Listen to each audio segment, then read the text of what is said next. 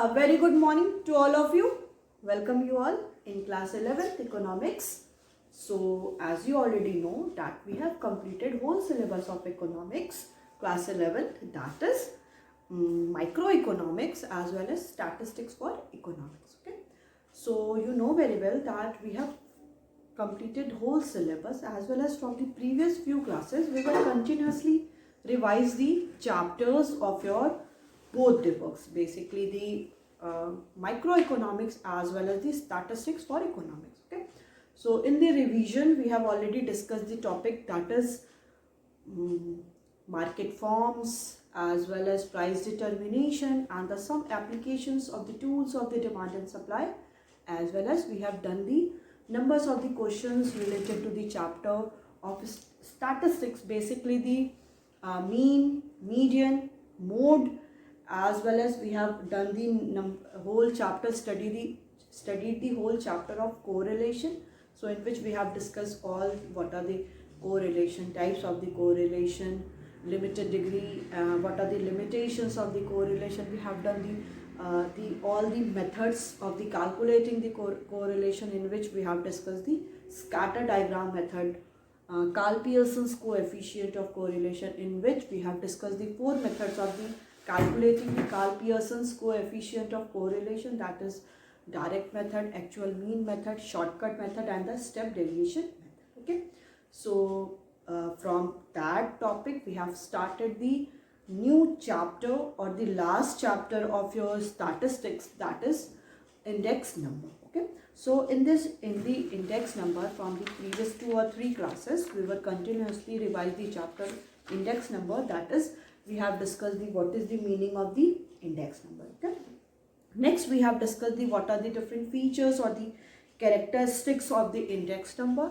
Next we have started the topic, that is advantages of the index number. So what are the different advantages we have already discussed, that is it is very helpful in the formulation of the policies, helpful in the measuring the inflation or the deflation in the country, helpful in the knowing the changes in the standard of living of the people.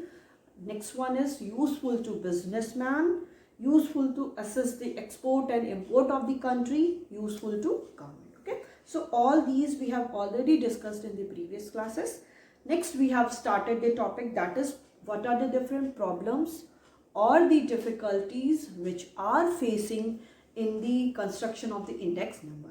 So we have discussed several points related to the problem or the difficulties in the construction of index number. So in this we have discussed, that is what are the purpose of the construction of the index number. So why we are going through the making the construction of the index number. Next we have discussed the selection of the base year, how we will select the base year.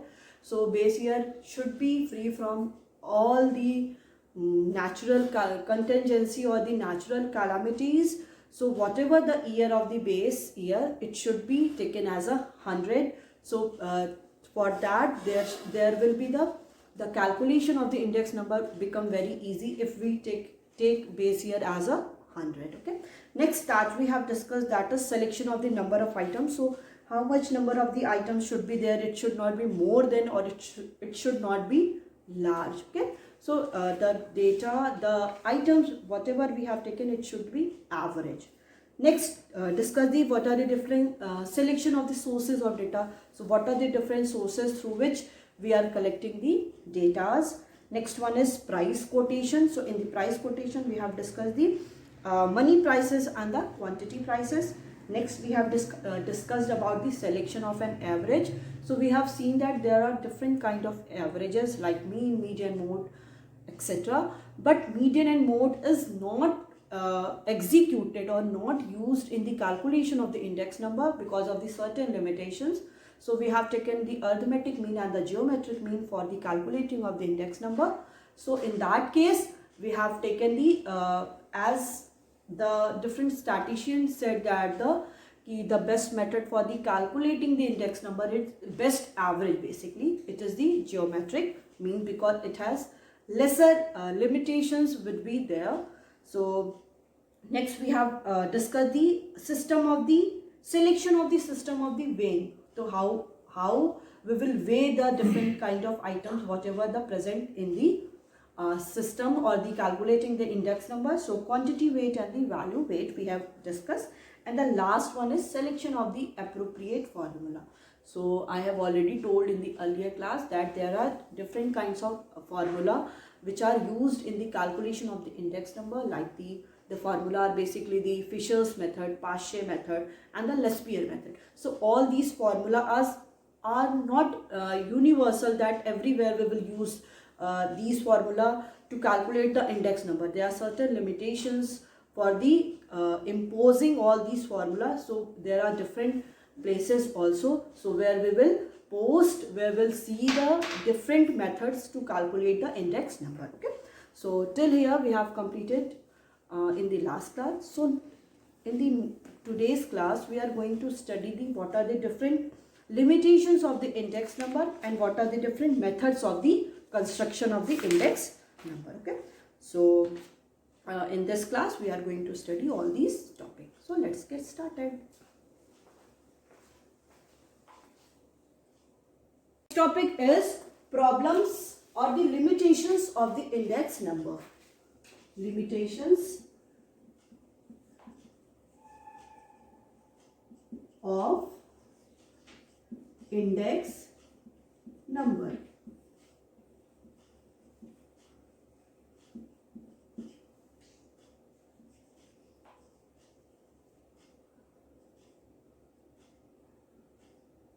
Okay. So first one is limited coverage. Limited coverage. So in the limited coverage, so index number are usually based on the sample items. जो index number होता है वो किस पे based होता है? Sample items पे based होता है. So it is not practically possible to include all the commodities into the construction of the index number. ठीक है? तो इंडेक्स नंबर हमें पता है कि पूरे होल यूनिवर्स और पॉपुलेशन पे बेस्ड नहीं होता है, वो सैंपल पे बेस्ड होता है. That means it is not practically possible. ये प्रैक्टिकली पॉसिबल नहीं है कि हम हर एक एरिया, हर एक सिचुएशन पे इंडेक्स नंबर का यूज़ करके जनरल प्राइसेस में कितना चेंज हो रहा है, इम्पोर्ट एक्सपोर्ट में कितना चेंजेस हो रहा है, हम उसको यूज़ करके कैलकुलेट कर सकें. ठीक है. So if the selected item are not able to represent the entire universe, then index number will not be true. अब अगर if the selected item are not able to, अगर जो selected item हमने लिया, हम लोग ऑलरेडी डिस्कस कर चुके हैं कि सैम्पल्स और द यूनिवर्स के बारे में. अगर यही यूनिवर्स क्या है कि जो हमने सैम्पल्स को लिया वो सैम्पल अगर सारे यूनिवर्स के लिए एप्लीकेबल नहीं हो रहा है, in that case the index number will not be true. Index number क्या होगा, वो उसका आंसर जो होगा वो सही नहीं होगा. तो पहला क्या हो गया, लिमिटेड कवरेज. ठीक है. हम लोग हमेशा क्या लेते हैं, हम लोग हमेशा बात करते हैं कि सैंपल की बात करते हैं, हम लोग सैंपल को लेते हैं. ठीक है ना. So next one is qualitative changes are ignored. इसमें क्या होता है, जो भी हम लोग बस क्वांटिटेटिव जो चेंज होते हैं, मतलब नंबर्स में जो चेंज होते हैं उन्हीं को ही लेते हैं. अब जैसे क्वालिटेटिव चेंज हो जा रहा है उसको कोई भी इसको इग्नोर कर दिया जाता है. So if increase in the price of the commodity is due to improvement in the quality of the product, it is not taken into account. अगर कोई भी कमोडिटी की प्राइस इंक्रीज हो रही है, क्यों इंक्रीज हो रही है, बिकॉज उसकी जो क्वालिटी है प्रोडक्ट की वो इम्प्रूव हो गई. कोई भी क्वालिटेटिव वाली चीज़ें हम लोग इंडेक्स नंबर में नहीं लेते हैं. जो भी क्वालिटेटिव चेंज हो रहा है उसको नहीं लेते हैं. अगर कोई भी कमोडिटी की प्राइस क्या हो रही है, इंक्रीज हो रही है, या प्रोडक्ट की डिमांड इंक्रीज हो रही है, क्यों, क्योंकि इसकी क्वालिटी अच्छी हो गई है, तो वैसी चीज़ों के जो चेंजेस हो रहे हैं उनको हम लोग इग्नोर कर देते हैं.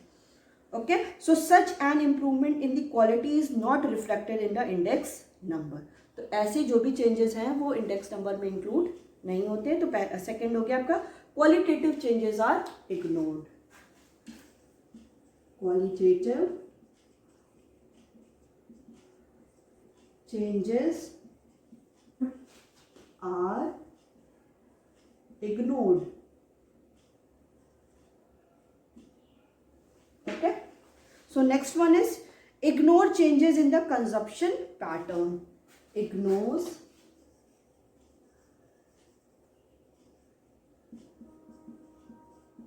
ignores changes in consumption pattern. Okay, so in this, with the passage of time, habits, taste and preference, trends undergo changes. ठीक है, अगर कोई passage of time, different passage, अगर हम टाइम के चेंजेस की बात करते हैं तो लोगों के टेस्ट क्या हैं, प्रेफरेंस क्या हैं, हैबिट्स क्या हैं, टाइम क्या है, वो सारे क्या होते हैं, वो हम ये नहीं बोल सकते कि वो हमेशा कांस्टेंट होंगे, वो क्या होते हैं, फ्लेक्सिबल होते हैं, वो हमेशा चेंज होते रहते हैं. Okay, so index number constructed in the previous year will be limited use in such a case. अब इस केस में अगर हम बोलते हैं कि कोई भी कमोडिटी के डिमांड, अभी हम बोलते हैं कि अगर कोई भी कमोडिटी की डिमांड, फॉर एग्जांपल मैगी की डिमांड अगर इंक्रीज हो रही है, हम पहले क्या थे, जब हम बेस ईयर के साथ कंपेयर करें, फॉर एग्जांपल यहाँ पे बेस ईयर हमने ले लिया है 2001, क्या उस टाइम मैगी की डिमांड उतनी रही होगी कि इस टाइम जो है, क्योंकि उस टाइम इतना ज़्यादा ये फैमिलियर लोगों के लिए नहीं था कि लोग मैगी का कंजप्शन बहुत करते. अब हमने बेस ईयर के साथ कंपेयर किया कि मैगी का जो प्राइसेस है या मैगी की जो डिमांड है वो चेंज हो रही है इंपोर्ट और एक्सपोर्ट में, तो ये क्या हो जाएगा, एकदम इररेलेवेंट चीज़ें हो जाएंगी, क्योंकि हमें जब भी हम कंपेयर करेंगे इंडेक्स नंबर को तो हमेशा बेस ईयर के साथ करेंगे, और लोगों की जो टेस्ट है, प्रेफरेंस है, डिमांड है, लोगों का कंजप्शन पैटर्न है, वो क्या होता है, पैसेज ऑफ टाइम के साथ वो चेंज होता रहता है. कोई भी किसी एक सिंगल चीज़ को बहुत लॉन्ग टाइम तक नहीं कंज्यूम करता है. उसका टेस्ट, अगर वो अभी मैगी कंज्यूम कर रहा है तो मे बी वो 4 साल बाद yippee उसको ज़्यादा अच्छा लगने लगे. तो अब हम yippee का कंपैरिजन मैगी के साथ कैसे कर सकते हैं, क्योंकि बोथ आर डिफरेंट, वहाँ पे तो वो दोनों डिफरेंट हो जाएंगी. तो इस केस में क्या हो जाता है, जो इंडेक्स नंबर है कंजप्शन पैटर्न के लिए ये ignore changes in the consumption pattern, जो भी कंजप्शन पैटर्न में चेंज हो रहा है उसको इग्नोर कर देता है. इन सारी चीज़ों को वो ध्यान नहीं देता है, उनके अलावा जो भी चीज़ें हैं उनको स्टडी करता है. ठीक है, so in order to use index number prepared on the basis of the consumption pattern should be modified which is almost impossible. ये क्या होना चाहिए, जो हम लोग इंडेक्स नंबर की स्टडी कर रहे हैं, जो पैटर्न किस पे बेस्ड है, कंजप्शन पैटर्न पे, वो क्या हो रहा है, शुड बी मॉडिफाइड, इसको मॉडिफाई करना चाहिए, विच इज़ ऑलमोस्ट इम्पॉसिबल, जो क्या है, इम्पॉसिबल है, बिकॉज किसी को हम बाउंड नहीं कर सकते हैं कि that person will always use that product, कि वो आदमी या वो ह्यूमन बीइंग वही प्रोडक्ट को वो हमेशा यूज़ करे. ये क्या है कि मॉडिफाई होना थोड़ा सा इम्पॉसिबल है, और इसके अलावा अगर हम उसकी स्टडी करेंगे तो वो भी और मुश्किल है. ठीक है, next one is limited applicability. Limited applicability मतलब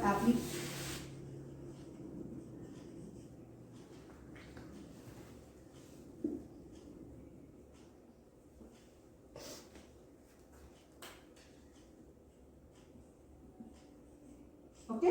सो next one is limited applicability. इसमें क्या है, okay, so index number are generally constructed for some specific purpose. जो इंडेक्स नंबर होता है वो किसी पर्टिकुलर बेसिस पे ही बनता है, ऐसा नहीं है कि हम हर जगह इंडेक्स नंबर को यूज कर सकते हैं.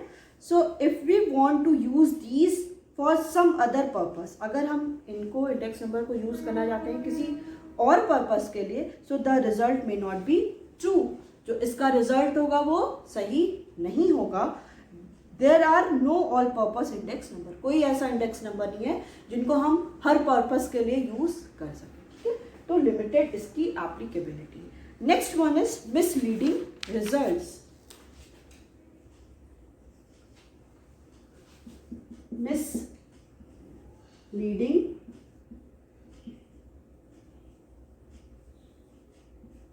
results. Okay, so index number may not be perfect. index number perfect नहीं होता है, हो सकता है किस केस में, if wrong base year has been taken. अगर हमने क्या किया, बेस ईयर जो लिया है वो रॉन्ग ले लिया. जैसे हमको जब कंपैरिजन करना है, उस कंपैरिजन के टाइम हमने क्या किया, जो बेस ईयर लिया वो रॉन्ग ले लिया. ठीक है, तो क्या हो जाएगा, रिजल्ट मिसलीड हो जाएगा.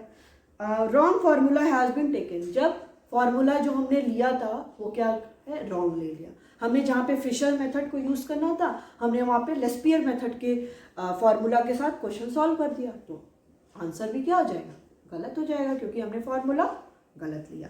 Wrong weightage has been taken, जो हमने वेटेज लेना था क्वांटिटी वेट और वैल्यू वेट का, तो जहाँ पे हमें क्वांटिटी वेट लेना था हमने वहाँ पे वैल्यू वेट ले लिया, मतलब मनी के अकॉर्डिंग कर दिया, और हमें लेना क्या था, क्वांटिटी के अकॉर्डिंग करना था, तो answer will be mislead. Next one is wrong weightage has been taken, we have already discussed. Next one is wrong sample of the item has been taken, जो हमें सैंपल लेना था वो क्या कर, ठीक है, तो उसमें क्या है कि अगर वेटेज भी हमने ले लिया वो भी गलत था, तो रिजल्ट ऑटोमेटिकली क्या हो जाएगा, वो मिसलीड कर जाएगा। And the last one is based on the average, ये जो इंडेक्स नंबर होता है वो किस पे बेस्ड होता है, एवरेज पे बेस्ड होता है। Okay, so index number are generally based on the average of the price, जो इंडेक्स नंबर होता है वो बेसिकली किस पे बेस्ड होता है, number on the average of the price, की प्राइस का क्या एवरेज है, कितना आइटम्स हमने लिया है, उस पे बेस्ड होता है। So they represent estimates of the relative changes only, तो ये क्या रिप्रेजेंट करता है, जो रिलेटिव चेंजेस हो रहे हैं बस उसी को क्या करता है, रिप्रेजेंट करता है। Because of the based on the average, ये क्या होता है, बेस्ड होता है एवरेज पे, so they are the indicators of the some change, ये क्या होते हैं, बस कुछ ही के क्या होते हैं, इंडिकेटर्स होते हैं, सारे को वो चेंज करने को शो नहीं करता है। So therefore the index number can be generalized only and can not be apply to individual unit, कि हम इसको बस जनरलाइजेशन ही कर सकते हैं, मतलब एक जगह इसको प्रैक्टिकल करके हर जगह उसको एग्जीक्यूट कर सकते हैं। अब ऐसा नहीं कि हम इंडिविजुअल यूनिट पे भी क्या कर रहे हैं, उसको प्रेजेंट कर रहे हैं, तो ये क्या हो गया आपका। So these all are the some limitations of the index number, जिसमें हमने क्या क्या देखा, पहला हमने देखा कि लिमिटेड कवरेज, इसका जो कवरेज है वो लिमिटेड है। नेक्स्ट देखा हमने क्वालिटेटिव चेंजेस आर इग्नोर्ड, जो भी क्वालिटेटिव चेंजेस हो रहे हैं उसको भी हम लोग ने इग्नोर कर दिया। Next one, ignore changes in the consumption pattern, जो भी कंजप्शन पैटर्न है लोगों के टेस्ट प्रेफरेंस, उसमें जो जो चेंजेस आ रहे हैं उसको भी इग्नोर कर दिया। लिमिटेड एप्लीकेबिलिटी, इसका जो एप्लीकेशन है वो हम हर एक एस्पेक्ट में क्या कर सकते हैं, उसको एग्जीक्यूट नहीं कर सकते हैं। नेक्स्ट वन इज मिसलीड कर देता है रिजल्ट, अगर हमने फॉर्मूला रॉन्ग ले लिया, अगर हमने बेस ईयर रॉन्ग ले लिया, अगर जो हमने वेटेज लिया है वो रॉन्ग ले लिया, तो रिजल्ट भी मिसलीड करेगा। And it is based on the average, ये क्या होता है, जो भी एवरेज है हम उसी पे ही क्या कर देते हैं, इसको बेस कर देते हैं। Next one is methods of the construction of the index number, ठीक है, अगर हमको इंडेक्स नंबर बनाना है, ठीक है, हम मेथड पढ़ेंगे, उसका मेथड क्या होगा, अगर इंडेक्स नंबर हम कंस्ट्रक्ट कर रहे हैं तो इसके मेथड्स क्या होंगे। सो methods of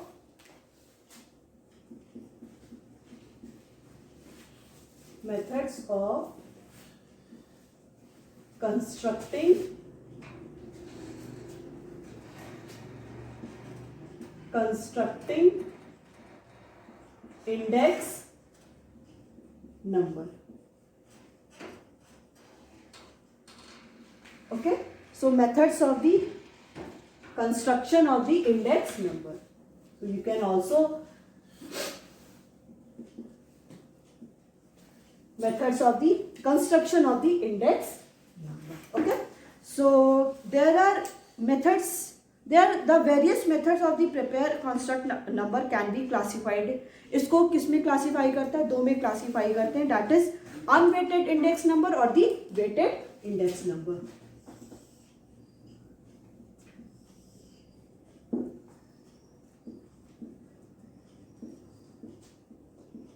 Unweighted index number and the second one is weighted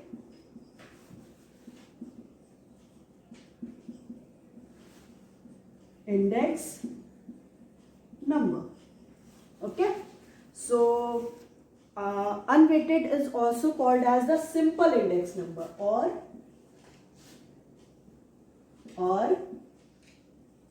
simple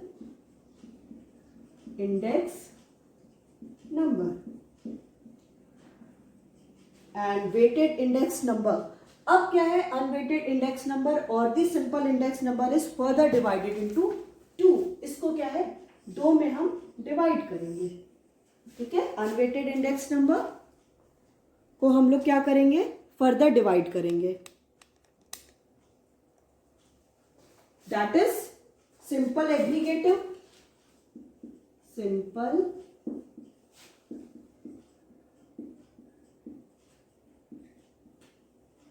aggregative method, simple aggregative method, and the next one is simple average of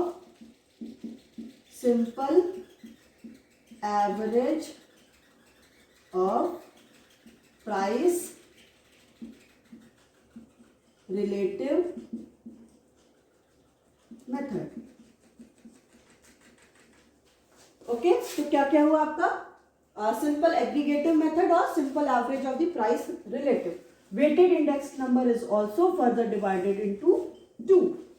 First one is weighted average of the price relative method. Weighted average of price relative method.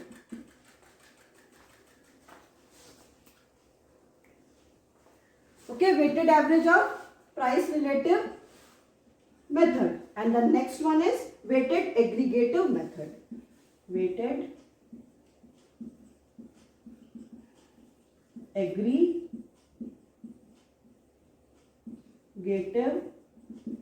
method. Okay, so ये क्या है, हम लोग क्या पढ़ रहे हैं, methods of the construction of the index number, कि हमें जब क्या करना है, कंस्ट्रक्ट नंबर को, इंडेक्स नंबर को बनाना है, तो उसके मेथड्स क्या क्या हैं. It is divided into 2, that is weighted index number, और weighted index number is called also called as simple index number. Second one is weighted index number. So simple index number और the unweighted index number is further divided into 2, that is simple aggregative method and simple average of the price relative method. And weighted index number is divided into 2, weighted average of price relative method and the weighted aggregative method. Okay, अब next हमें क्या करना है, यहाँ पे unweighted index number को पढ़ना है. फिर इसके बाद इसके कुछ न्यूमेरिकल क्वेश्चंस होंगे, फिर सिंपल एग्रीगेटिव के simple average of price relative, फिर weighted average of price relative, और इसके न्यूमेरिकल क्वेश्चंस है. अब वो हमें क्या करना है, सॉल्व करना है. तो सबसे पहले हम डील किसके साथ करते हैं, अनवेटेड और दी सिंपल इंडेक्स नंबर. ठीक है, this one simple unweighted index number और the simple index number. So what it says, so in the construction of the unweighted और the simple index number, all the items of the series given equal importance.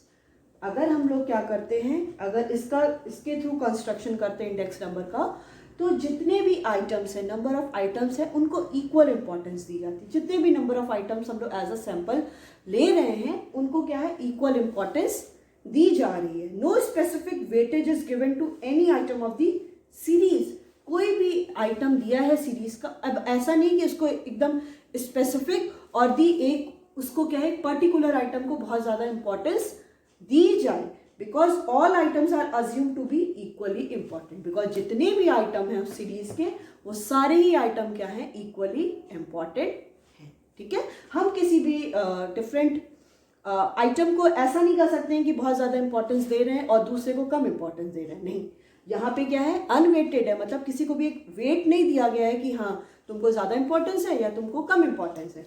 इस case में हम क्या करते हैं, सारे ही आइटम को, नंबर ऑफ आइटम जितने भी हैं, number there are various number of item, they all have the equal importance. कोई भी उनको वेट प्रोवाइड नहीं किया गया. ठीक है, so there are these are the constructed by the following method. इनको कंस्ट्रक्ट करने के लिए दो मेथड है जो हमने पढ़ा, सिंपल एग्रीगेटिव और simple average of the price relative method. अब हमें क्या करना है, सिंपल एग्रीगेटिव मेथड को पढ़ना है. ठीक है, तो हम लोग इसको देखते हैं, सिंपल एग्रीगेटिव मेथड. ठीक है, इतना समझ में आ गया.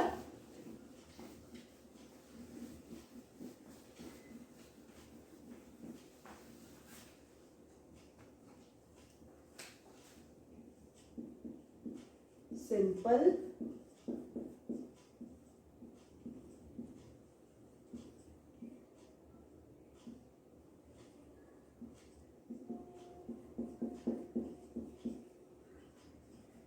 aggregative method. So this method is also known as actual price method. इस मेथड को क्या एक्चुअल प्राइस मेथड भी बोला जाता है. Also called as actual price method. ठीक है, इस मेथड को और क्या बोलते हैं? Actual price method. ठीक है, इसको और क्या बोलते हैं? Also called as actual price method. ठीक है, फिर it is a simple method to construct index number. ये बहुत सिंपल मेथड होता है इंडेक्स नंबर को कैलकुलेट करने का. So in this method aggregate price of the commodities in the current year are divided by the aggregate. देखिए, अब एक चीज है, अब जब हम करंट ईयर लेंगे तो it will also assumed as the 1. हमेशा उसको हम 1 लेंगे. जब हम लोग बेस ईयर लेंगे तो इट विल डिनोटेड बाय 0. उसको हम लोग 0 से डिनोट करेंगे. अगर price of the current year दे रहा है, बोल रहा है कि प्राइस ऑफ करंट ईयर, तो इसको हम लोग लेंगे P1. और दे रहा बोल रहा है प्राइस ऑफ बेस ईयर. ठीक है, प्राइस ऑफ बेस ईयर उसको हम लोग लेंगे P0. ठीक है, डिफरेंस समझिएगा. अब कह रहा है अगर क्वांटिटी ऑफ करंट ईयर, कि अगर आपको करंट ईयर की क्वांटिटी दी है तो उसको हम लोग लिखेंगे Q1. Q से quantity, 1 is for current year. अब दे रहा है क्वांटिटी ऑफ बेस ईयर, तो उसको हम लोग कैसे लिखेंगे? Q0. डिफरेंस समझिए क्या कह रहा है. पहला अगर है price of the current year, उसको हम लोग लेते हैं P1. Price of the base year, it is denoted as a P0. Quantity of the current year is as Q1 and the quantity of the base year is taken as the Q0. ठीक है, ये आपको I think so इतना समझ में आ गया होगा. तो इन this method aggregate price of the commodities in the current year. ठीक है, अगर हम लोग aggregate price of the current year, aggregate मतलब हम लोग क्या करें, summation. Aggregate price of the commodities in the current year. Aggregate price of the commodities the current year. Current year को मैंने बताया क्या लेंगे, P1 is divided by the aggregate price of the commodities in the base year. ये किससे divide होगा? Divided by aggregate price of the commodities of the base year. तो base year को P0 से डिनोट करेंगे and it is expressed as a percentage. इसको हम लोग क्या करेंगे, एज अ परसेंटेज के फॉर्म में एक्सप्रेस करेंगे.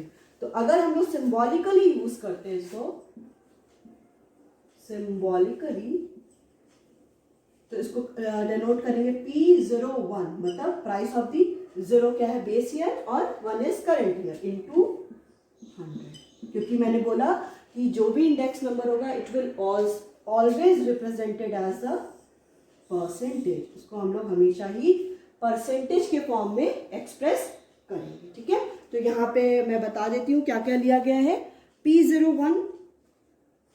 P01 को क्या लिया गया, P01 is price index of the current year. ठीक है, P01 जो हमने लिया है, जिसको सिंबॉलिकली हम शो कर रहे हैं, वो क्या है, उसको हमने लिया है price index of the current year. Current year का प्राइस है which is related to the base year. Current year का प्राइस है जो किससे रिलेट हो रहा है, बेस ईयर से रिलेट हो रहा है. ठीक है, एंड समीशन P1 यहाँ पे कह रहा है sum total of the price of the commodities in the current year, कि सारे जो प्राइस है कमोडिटीज के करंट ईयर को उसको सम किया है. और समीशन P0 से शो कर रहा है price of the commodities of the base year and P0. Okay, so current year क्या होता है, current year is the year for which index number are constructed. जिसलिए इंडेक्स नंबर को कंस्ट्रक्ट कर रहे हैं. Base year is the year of reference in which extent of the change in their current year is measure, जिसमें जो भी changes हुआ है उसको करंट ईयर से हम लोग क्या कर रहे हैं, मेजर कर रहे हैं, मतलब कंपैरिजन करके हम लोग करंट ईयर को मेजर कर रहे हैं. Okay, so it is all about your today's class. We will continue this topic or this chapter in the next class also.